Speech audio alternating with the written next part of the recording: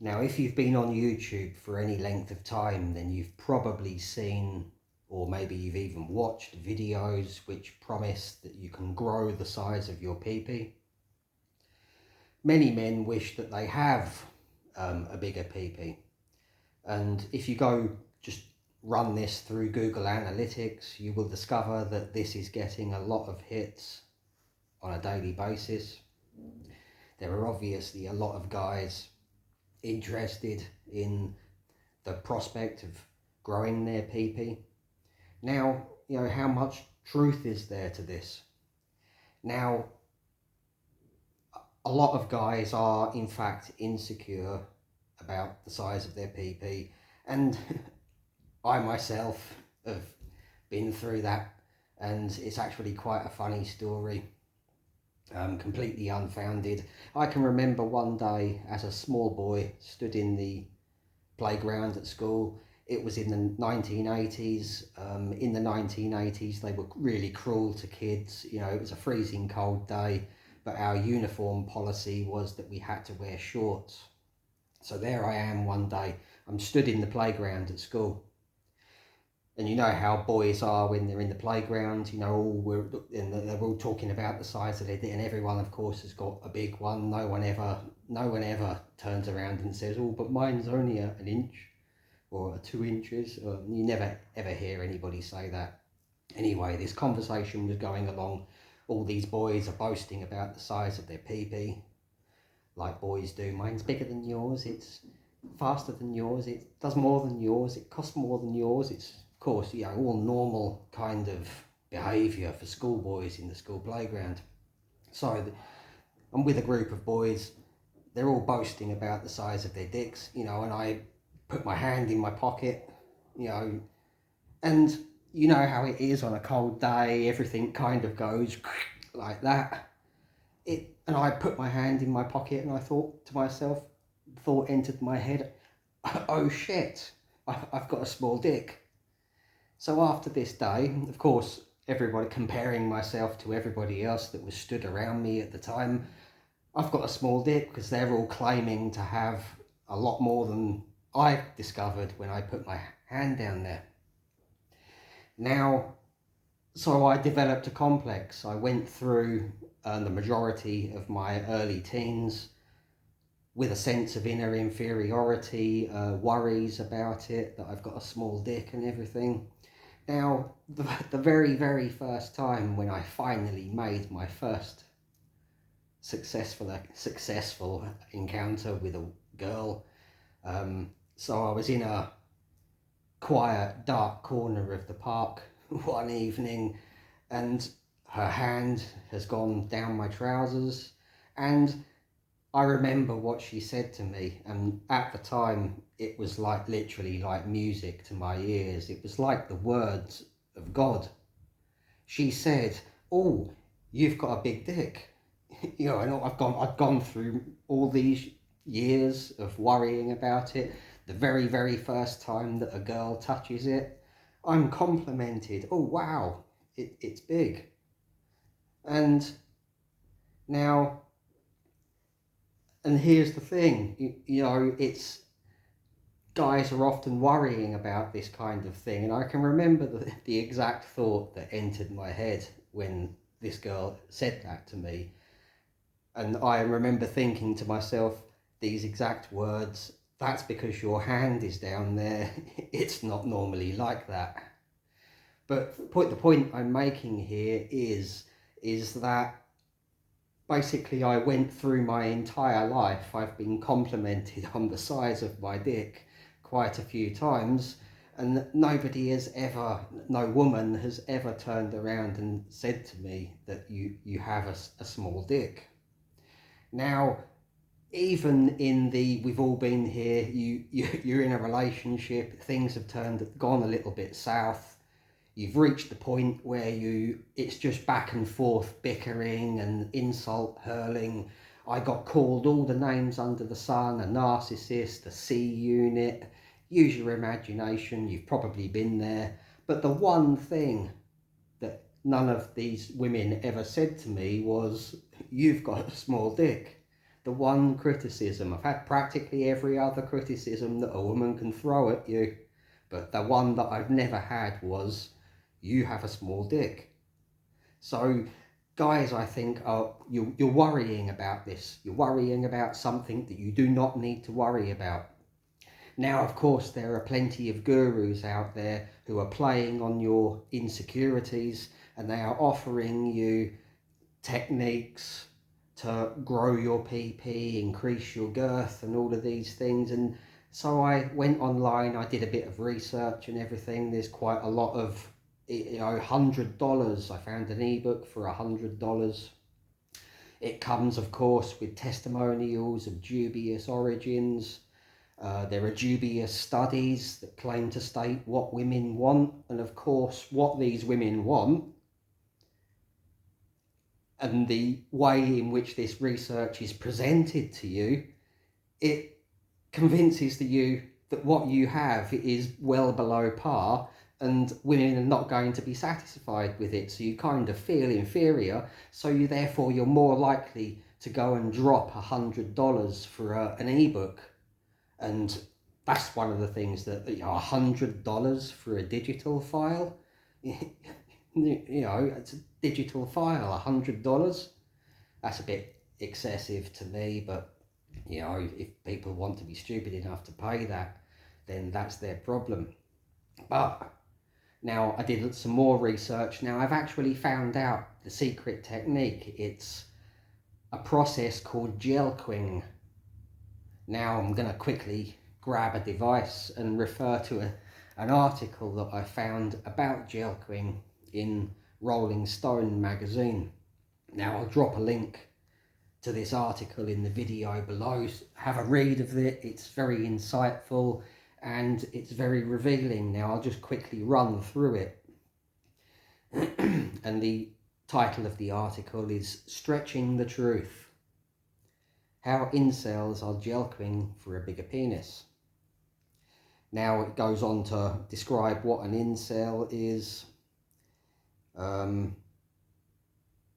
Now it refers to an article in New York Magazine Investigation, which states that these incels, now it says that these incels are looking to increase the size of their penis because they're not getting laid. Maybe there's some truth to this, maybe that's the reason, maybe that's not the reason, but they're willing to spend staggering amounts of money to get to that point. They want to become chads, these incels, so they're spending thousands of dollars on quad and deltoid implants, undergoing testicular enlargement surgery, and the purpose of all this is to increase your hypermasculine image. Now, goes on to, now here we say, perhaps the most terrifying among them is jelquing, a term used to describe the process of literally stretching out one's penis in order to make it larger. So what exactly is this jelquing? And this is the secret sauce that's in this $100 ebook. It's an instructional manual on how to perform this jelquing so that you can, grow the penis of a porn star, allegedly. Now, the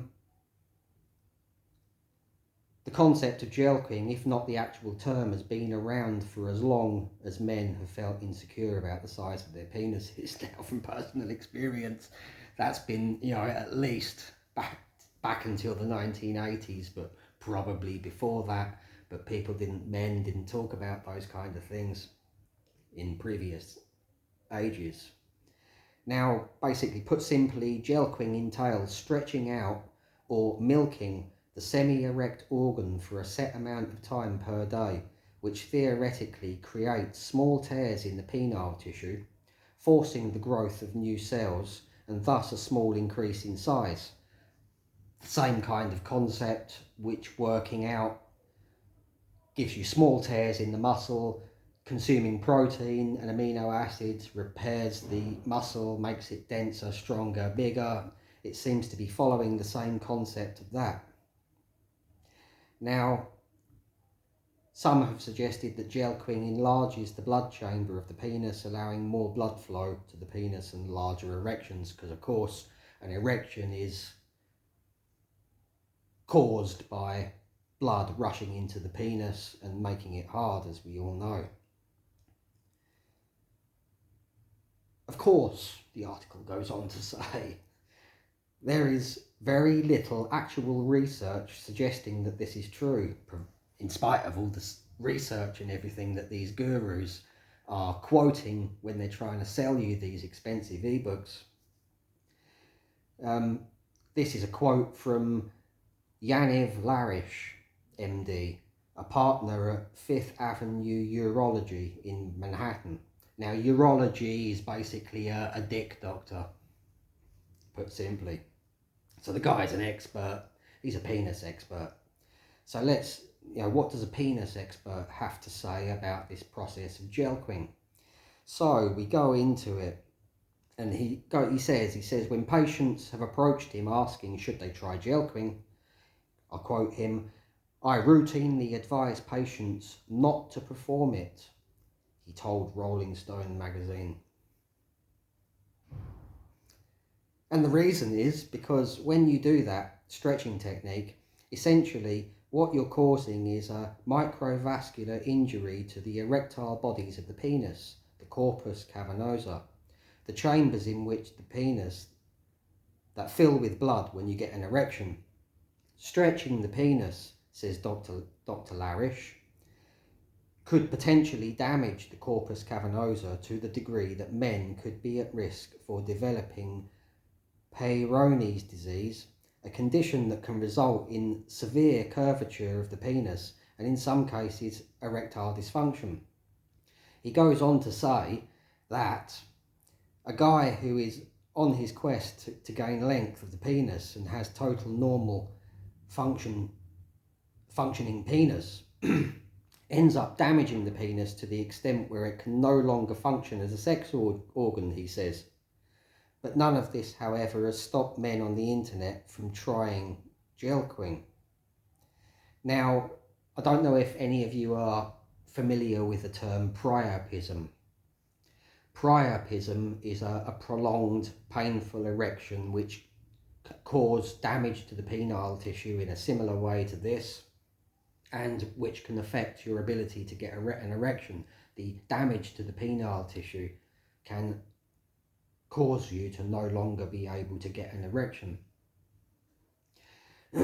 So check that article out, it's really informative, but the actual evidence is irrefutable. This is not unlikely, there's no evidence, or little or no evidence, that it will actually increase the size of your penis, despite all the testimonials of dubious origins that these guys are able to quote. Maybe they made them themselves, maybe they didn't, it's just a theory on my part there. But here's the bottom line. The bottom line is what you have is already sufficient. As I discovered the first time a girl's hand went down there and I got a compliment, you're worrying about nothing. And it's actually quite rare that a woman will actually turn, especially when you're aroused, that you have a small dick. So, as I've discovered. Now, another thing to consider when you want to grow your penis. We all know that an erection is achieved by blood flow. Now, the bigger and more well endowed you are, the more blood that will take to gain a strong, powerful erection. So you'd better, advice to guys who are well endowed, naturally well endowed, you should become a cardiovascular super machine. Take special care of your blood flow and your circulation, because that is fundamental to an erection. And the more length and girth you have, the more blood it's going to take to fill it. So if you have any age-related circulation problems, that could lead to an increased risk of erectile dysfunction compared to a similar guy who's not so well endowed. What's more important is how you use it. You optimize what you already have. And I've written a book about this. It's called Bull in the Bedroom. It will increase your sexual performance, increase your sexual stamina, enable you to improve your erection strength, improve your erection consistency. Is it some miracle that will produce instant results? No, it will not. And it's going to require persistence and consistency.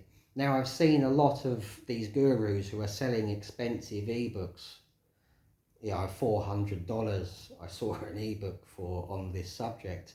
Now, there are only certain tried and tested methods which are actually effective in increasing sexual performance.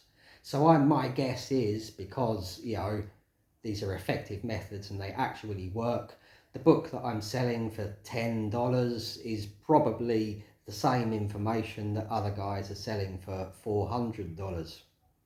Now, in the book, I explain everything you can possibly do to optimize and improve your sexual performance and to keep your ability to get an erection, to help to prevent ED, things that you can do, lifestyle choices, etc., and some simple exercises that take just 5 minutes per day, and they work, because I've been doing this myself all of these years, and I've never ever had any complaints that my dick is small or my performance is under par. So it actually works, and it's not going to cost you hundreds of dollars. There's a link to that book in the description below. And of course, your testosterone levels. This is a series about testosterone after all, so I'd better get in a final word about testosterone. Your testosterone levels being optimized, of course, is going to help with your sexual performance and your erections and everything else. So optimizing your testosterone levels, of course, is going to help you massively in this regard.